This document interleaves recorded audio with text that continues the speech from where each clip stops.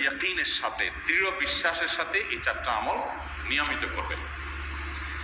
এবং আমি বহু মানুষকে পার্সোনালি এটার পরামর্শ দিয়েছি, ওনারা আমল করেছেন, আমল করে উপকৃত হয়েছেন। এরকম বহু মানুষ আছেন, বৃদ্ধ মানুষ, বাবা ক্যান্সারে আক্রান্ত হয়েছেন অনেক দেরিতে, আল্লাহ তাআলা অলৌকিকভাবে সাহায্য করেছেন। হ্যাঁ, কখনো যদি আল্লাহ তাআলা এই আমলগুলো করার পরও আমার বিপদ দূর না করেন, তাহলে হয় আমার আমলের মধ্যে কোনো ত্রুটি ছিল, অথবা আমার এই বিপদ দূর না হওয়ার মধ্যে আমার জন্য কোনো কল্যাণ নিহিত ছিল। আল্লাহ তাআলা আমার দোয়া কবুল করে যে উপকার হতো তার চাইতে বেটার কিছু হয়তো আমাকে দিবেন, এই ইয়াকিন একজন ইমানদারের থাকবে। সে 4টা আমলের 1 নম্বর হলো ইস্তিগফারের আমল। ইস্তিগফার, আপনি ফেসে গেছেন কোনো জায়গায়, কোনো উপায় পাচ্ছেন না, আপনি ইস্তিগফার করতে থাকেন। আস্তাগফিরুল্লাহ ওয়া আতুবু ইলাইহি, আস্তাগফিরুল্লাহ ওয়া আতুবু ইলাইহি, আস্তাগফিরুল্লাহ ওয়া আতুবু ইলাইহি, আস্তাগফিরুল্লাহ, আস্তাগফিরুল্লাহ, আস্তাগফিরুল্লাহাল্লাযী লা ইলাহা ইল্লা হুয়াল হাইয়ুল কাইয়্যুম ওয়া আতুবু ইলাইহি ওয়া লা হাওলা ওয়া লা কুওয়াতা ইল্লা বিল্লাহ।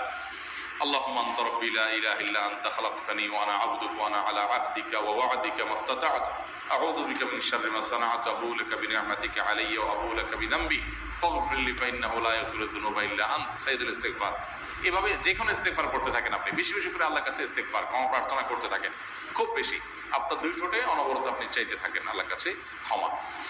এই ইস্তেগফার সম্পর্কে নবী করিম সাল্লাল্লাহু আলাইহি ওয়াসাল্লাম বলেছেন, মাল্লাজিমাল ইস্তিগফার, যে ব্যক্তি ইস্তেগফারকে আঁকড়ে ধরবে, আঁকড়ে ধরা মানে কি, এটা ছাড়বে না, সে পড়তেই থাকবে অনবরত। টয়লেটে যাওয়ার সময়টা, ঘুমের সময়টা, খাওয়ার সময়টা বাদে, অবসর নামাজের সময়টা বাদে সারাক্ষণ সে ইস্তেগফার করবে। এরকম যদি কেউ করে, আল্লাহ রাব্বুল আলামিন জাআলাল্লাহু লাহু মিন কুল্লি হাম্মিন ফারাজা ওয়া মিন কুল্লি যিকিন মাখরাজা, সকল পেরেশানি থেকে, সকল টেনশন থেকে বের হওয়ার পথ আল্লাহ তাআলা অলৌকিকভাবে তার জন্য আবিষ্কার করে দিবেন। এবং আমি আমার জীবনে যেটা বলেছিলাম, বিস্তারিত বলতে চাই না, এরকম পরিস্থিতি আসছে যে চোখের সামনে কোনো আপাতত রক্ষার কোনো পথ আর খোলা নেই, এমন ভয়াবহ বিপদ। ইস্তেগফার করতে করতে এমনভাবে আল্লাহ তাআলা সাহায্য করেছেন যে এটা কল্পনা করলেও মনে হয় যে স্বপ্নের মতো। কিভাবে এখন এই লোক এই জায়গায় আসলো আমার সাহায্যের জন্য, এই লোক তো এটা আমি এই জায়গায় আসার কথা না, ঠিক উনি এসে হাজির হয়ে গেলেন এবং বোকাতটা আমার সমাধানটা হয়ে গেল সমস্যা। তো আলহামদুলিল্লাহ, বহুবার আমি পরীক্ষা করেছি, আর আমার পরীক্ষার 2 পয়সার দাম নাই। হাদিসে বলা আছে, গ্যারান্টি দেওয়া আছে, আমার পরীক্ষা করলেই কি না করলেই। তাহলে একটা আমল হলো কি, ইস্তেগফার। সব সময়ের জন্য এটা কন্টিনিউয়াস করবেন, আর এমনিও অবসর সময় ইস্তেগফার করবেন।